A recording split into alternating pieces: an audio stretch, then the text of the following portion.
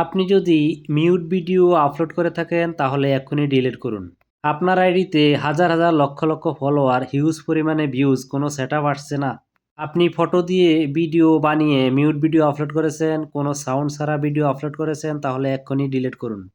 আর কিভাবে করবেন খুব সহজেই দেখিয়ে দিচ্ছি, ভিডিওটা কন্টিনিউ করবেন। তার আগে চ্যানেলটি সাবস্ক্রাইব করে দিবেন প্লিজ।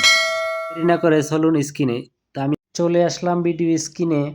আমি যেহেতু প্রোফাইলসে কাজ করি, আমি প্রোফাইলস দিয়ে দেখাচ্ছি। তো ফেসবুক যে অফিসিয়াল অ্যাপস আছে, আমি জাস্ট অফিসিয়াল অ্যাপসে ক্লিক করব।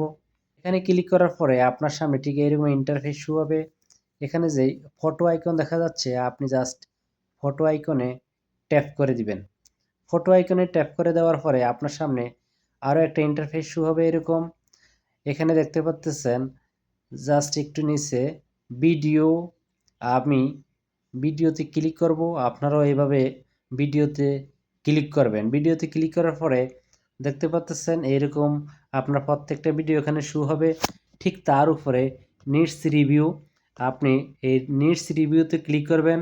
এখানে ক্লিক করার পরে আপনার যতগুলো মিউট ভিডিও বা ফটো দিয়ে ভিডিও আপলোড করেছেন সবগুলো এখানে শো হবে।